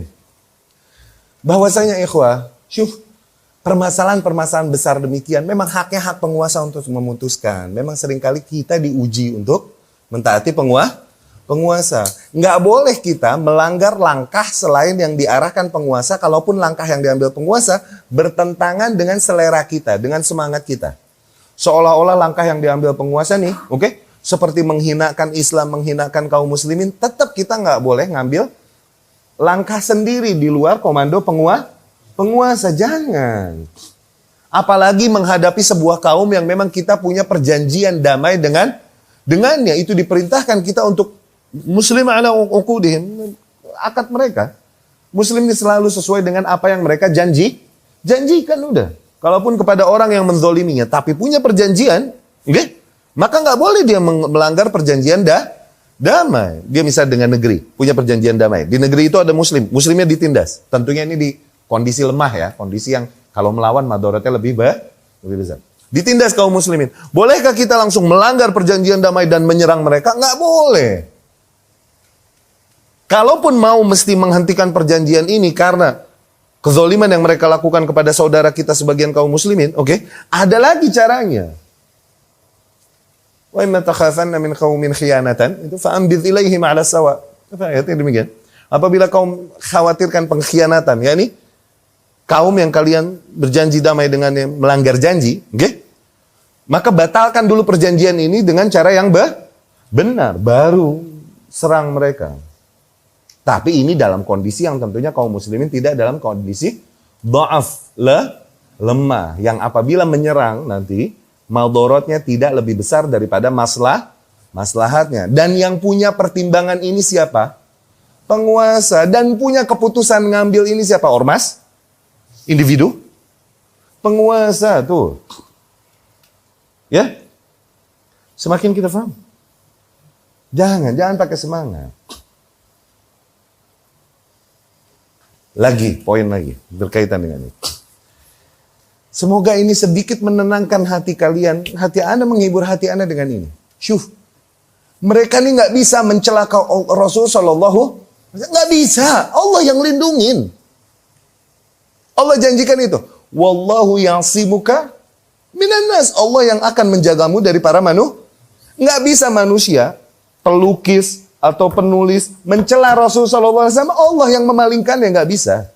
Para kaum Quraisy menghina Muhammad dengan muzammam, Muhammad yang terpuji, yang termulia, oke? Muzammam yang tercela, oke? Mereka bikin syair cela-cela Rasul dengan nama muzammam, tapi maksudnya mencela Rasul Muhammad SAW. Rasul berkata kepada para sahabat, "Ata'jab min sarfillah kaifa sarrafallah." Bagaimana Allah memalingkan celaan para kaum Quraisy kepadaku? Yasubbuna mudhammaman, yaquluna mudhammam. Mereka bilang mudhammam. Mereka cela mudhammam. Wala Muhammad. Padahal aku Muhammad, bukan mudhammam. Nggak bisa. Dan kemudian apalagi karikatur. Allah yang janjiin bahwasanya nggak ada satu makhluk pun yang bisa menyerupai wajah rupa Rasul SAW. Bahkan syaitan dengan kemampuannya.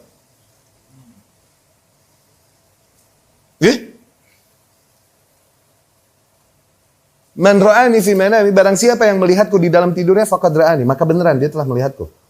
Fa inna syaitan la yatamatsal bi. Kenapa? Syaitan ini nggak bisa menyerupai aku.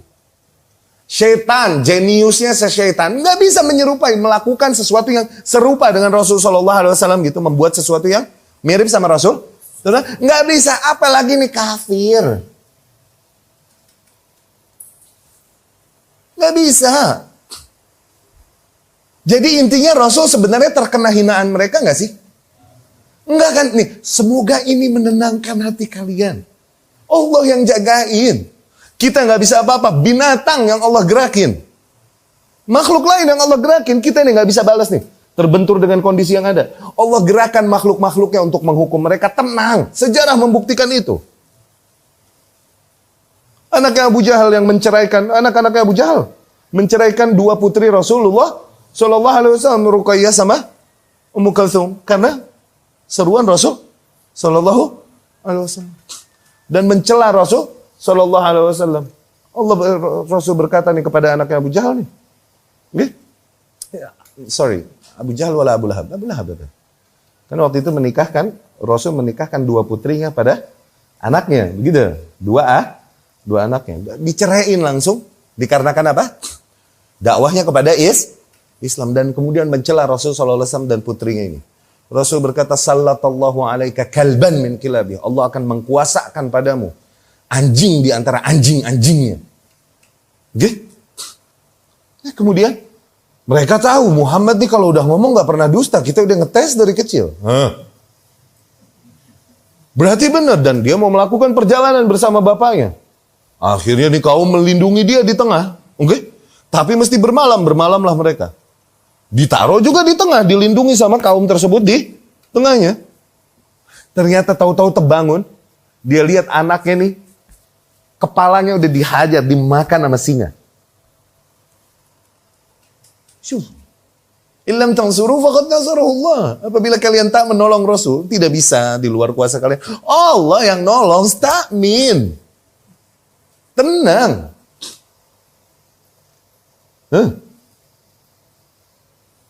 Ibnu Qam'ah di perang Uhud ngehajar muka Rasul semau-maunya, sekenceng-kencengnya. Sampai nancep besi di wajnah Rasul, di tulangnya. Rasul sallallahu alaihi wasallam yang akhirnya Abu Ubaidah ibn Jarrah menariknya dengan giginya sampai patah. Gitu. Sambil sepuas-puasnya dia berkata, "Khudha wa ana ibnu Qam'ah." Makan tuh, nih gue Ibnu Qam'ah. Begitu artinya. Rasul pun berkata, "Akma'akallah." Allah akan merobek-robekmu. Cuma gitu dong. Ternyata Ibnu Qam'ah ini lagi di Mekah. Kemudian dia pergi membawa kambing-kambingnya, menggembala kambing-kambingnya ke sebuah bukit. Oke? Tahu-tahu kambing-kambing yang ngamuk diserudukin dia. Tak, sampai putus-putus badannya.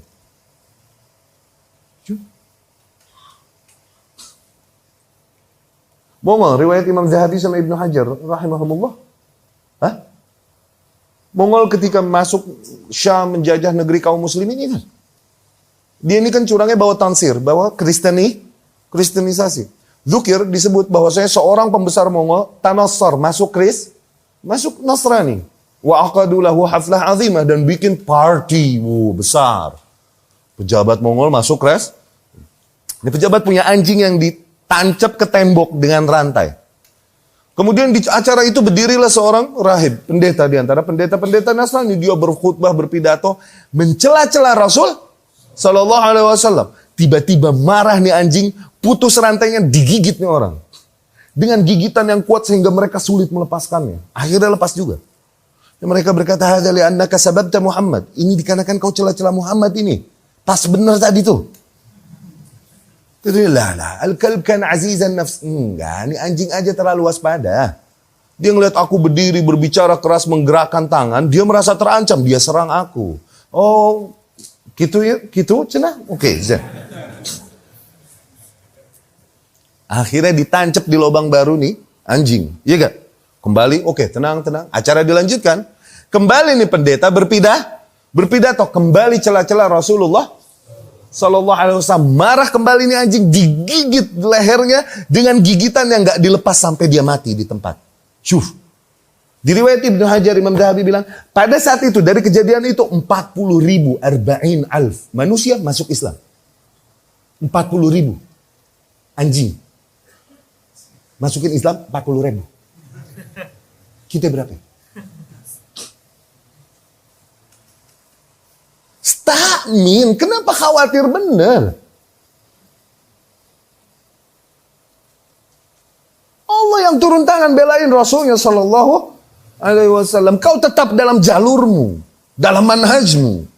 Jangan emosimu membakarmu keluar dari jalur ini. Jangan. La yazighu anha illa halik. Tidaklah berpaling dari jalan yang udah clear. Dari mahajjah bayadha ini. Kecuali orang yang fix pasti celaka. Pilihannya ikuti manhaj ini atau keluar dan celaka. Udah pilihannya cuma dua. Sabar di atas jalur ini. Atau keluar dan celaka.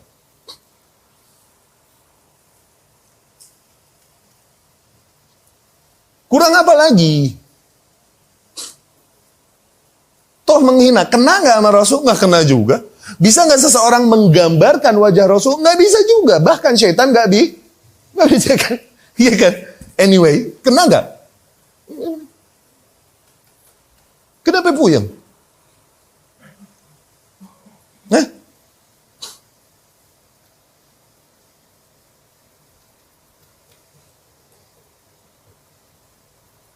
Lebih tenang gak kita dengar ini akhirnya menghadapi kondisi? Lebih clear gak? Anda cukup bisa membantu kalian mengclearkan qadhiyah kasus ini gak? Semoga lebih clear kalian membaca fenomena ini. Zen? Dan ke depan-depannya jangan lagi tanyain beginian. Ambil nih kayu, cari ikan sendiri. Tambah lagi. Zen?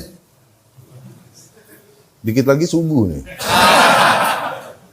Boykot ya akhi. Wallah, boykot nih. Gaya boykot. Sunnah hizbiyah harakiyah dari zaman ke zaman.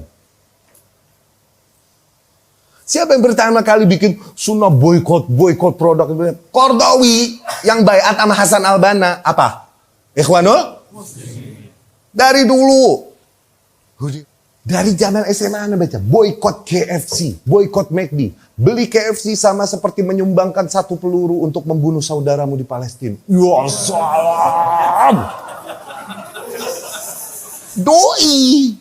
Qardawi yang fatwanya halal bom bunuh diri ini. Itu dia. Ini sunnah dia dari dulu.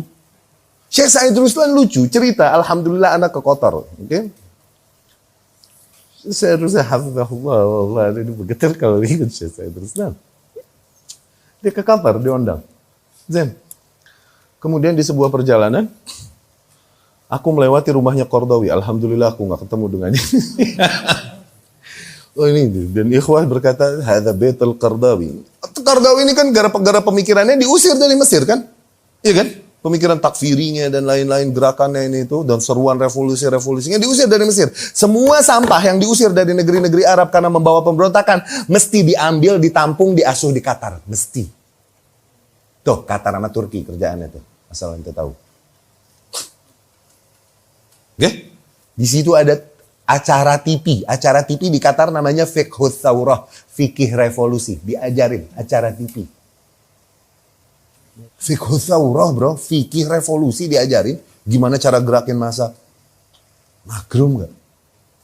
Ada acara khusus untuk apa? Celah-celah dan jelek-jelekin pemimpin kaum muslimin, terutama yang paling abis dihajar Salman sama Muhammad anaknya, Muhammad bin Salman, abis. Dan itu dihalalkan di sana. Ketika kaum muslimin menyuruh, ayo kita hantam Syiah di Iran, Syiah di Yaman yang Houthi, Mesir ikutan Saudi, kan Saudi yang pertama, Mesir ikutan, kemudian Libya dan lain-lain ikutan untuk ngehantam Syiah di Yaman kan, itu Qatar sama Turki nggak mau ikutan. Mana pembelaanmu kepada Ahlus Sunnah? Nggak mau ikutan. Akhirnya kesel Muhammad bin Salman, ditutup umrah dari Qatar ini, hubungan bilateral ditutup sama Muhammad bin Salman. Allah yahdihim, Allah yahsaduhum, Allah yuwaffiqhum, yursyidhum.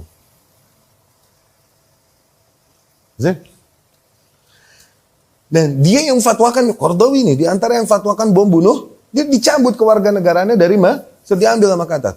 Kata Syekh Said Ruslan, Anda lagi di Qatar. Anda ngelewatin, dibilang sama ikhwasana, hadza baitul Qardawi ya Syekh. Ini baitnya, rumahnya, Qardawi. Zen. Nggak lama 200 apa berapa ratus meter dari situ, oke? Itu embassy atau pangkalan militer US dari rumah Qardawi. Oke? Kata Rasulullah, kenapa dia nggak meledakkan dirinya di tetangganya itu? Kenapa nyuruh kaum muslimin meledakkan diri di tetangganya? Itu ngakak gue dengar Syekh Ruslan ngomong gitu. Kenapa dia nggak meledakkan dirinya di rumah tetangganya itu? Malah dia suruh kaum muslimin meledakkan diri itu. Itu sunnah mereka, udah ketahuan. Makanya Anda bilang, masa fitnah ini, ente bisa baca siapa yang di atas manhaj, siapa yang enggak. Ustadz-ustadz yang kalian lihat salaf, kemudian berani-berani ngomong begitu, ketahui dia nggak di atas manhaj salaf. Kalian yang terlalu polos untuk menilai seseorang di atas manhaj salaf atau enggak. Kalian yang terlalu naif. Habis Ustaz S3, jenggotnya panjang, celananya ngatung, ya salaf lah Ustaz. Bahlul. Lihat, cari terus pernyataan ini. Siapa aja yang mempernyatakan demikian. Yang ngomong nyentil-nyentil demikian. Secara nggak langsung dia menyeru masyarakat untuk membenci penguasanya. Kenapa? Dia tahu penguasa nggak bakalan mengambil langkah untuk embargo, untuk boykot, nggak mungkin. Dia tahu. Akhirnya apa? Kebencian kepada Rasulullah SAW berkata, Inna Allah yarda lakum salasan. Sesungguhnya Allah cinta pada kalian 3 poin. Nih jaga 3 poin ini nih. Allah cinta pada kalian 3 poin ini nih. Oke? Jaga ini. Abu Hurairah radhiyallahu anhu. Yang pertama, anta'budullaha wa la tusyriku bihi syai'a. Agar kau beribadah hanya kepada Allah dan tidak mempersekutukan Allah dengan satu hal pun. Apa tuh? Tauhid. Udah fix nomor 1. Oke? Yang kedua, anta'tasimu bihablillahi jami'a wa la tafarraqu, agar kalian berpegang teguh semua kepada Allah dan jangan berpecah belah. Tuh, apa artinya? Pegang teguh manhaj ini kan udah ana ulang-ulang berjelaskan ya, oke? Berpegang teguh, bersatu adalah di atas manhaj. Yang namanya berpecah adalah ketika seseorang meninggalkan konsep ini, konsep as-salafus saleh ini, dia berpecah belah. Maka berjamaah adalah dengan bertahan di atas jalur yang hak. Kalaupun engkau bersendirian, maka engkau yang jamaah, kata Ibnu Mas'ud. Ingat, antal jamaah wa in kunta wahda, kata walau kunta wahda. Engkaulah yang jamaah kalaupun engkau bersendirian. Karena patokan jamaah bersatu, okay? Berpegang teguh kepada tali Allah adalah dengan bertahan di atas konsep hak ini. Berpecah belah adalah dengan meninggalkan konsep ini, meninggalkan konsep salafus saleh di dalam beragama dan memilih konsep lain. Itu berpecah belah. Kalaupun ngabring, kalaupun berbondong-bondong, ramean, kompakan, maka hakikatnya mereka berpecah belah. Ingat ya. Jadi Allah cinta pada kalian 3 perkara. Yang pertama apa? Tauhid. Yang kedua, ikuti, pegang teguh manhaj ini. Yang ketiga, antunasihu man wallahullahu amrakum. Agar kalian bernasihat kepada orang yang Allah berikan kuasanya pada kalian. Tuh. Bernasihat yakni menginginkan kebaikan, ketulusan. Loh. Bukan mencela, memaki, mengkritisi atau justru mengompori masyarakat untuk membencinya. 3 poin ini nih nyelamatin kita tuh. Tauhid, ittiba di manhaj salaf. Okay? Sama itu sabar di atas konsep dengar dan taat penguasa. Ini yang suka kadang goyang. Kaum yang kita lihat ngajarin juga dengar taat penguasa, tapi ketika permasalahan-permasalahan terjadi kita lihat mereka orang-orang yang ternyata membuat manusia ragu akan konsep itu, memberikan syubhat-syubhat yang enggak. Ini yang terjadi. Iya gak? Semoga Allah berikan pada kita keikhlasan dalam ucapan, dalam amalan yang kita lakukan. Subhanakallahumma wa bihamdika asyhadu an la ilaha illa anta astaghfiruka wa atubu ilaik. Assalamualaikum warahmatullahi wabarakatuh.